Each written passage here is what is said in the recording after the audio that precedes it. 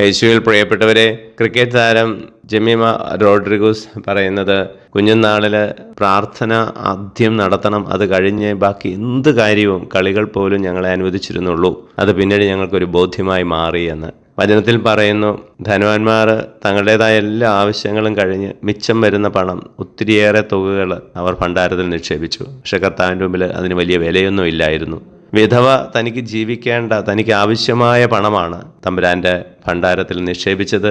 അത് വിലയുള്ള അർപ്പണമായി മാറി. നമ്മുടെയൊക്കെ ജീവിതത്തിൽ നമ്മുടേതായ എല്ലാ ആവശ്യങ്ങളും കഴിഞ്ഞ് മിച്ചം വരുന്ന സമയം, ആരോഗ്യം, പണം, സൗകര്യങ്ങൾ കർത്താവിനായിട്ട് കൊടുക്കുന്നു. എല്ലാ ജോലിയും പൂർത്തിയാക്കിയതിന് ശേഷം മാത്രം പ്രാർത്ഥിക്കാൻ സമയമുണ്ടെങ്കിൽ അല്ലെങ്കിൽ കുർബാനയിൽ പങ്കെടുക്കുന്നു. ഈ അർപ്പണത്തിന് വിലയില്ല. എന്നാൽ എൻ്റെ ജീവിതത്തിലെ ഏറ്റവും പ്രധാനപ്പെട്ട സമയം കർത്താവിനായിട്ട് ഞാൻ മാറ്റിവെക്കുമ്പോൾ, കുർബാനയും പ്രാർത്ഥനയും കഴിഞ്ഞിട്ട് മാത്രം ബാക്കി കാര്യങ്ങൾ എന്ന് തീരുമാനിക്കുമ്പോൾ, ആ അർപ്പണത്തിനാണ് കർത്താവിൻ്റെ സന്നിധിയിൽ വിലയുള്ളത്.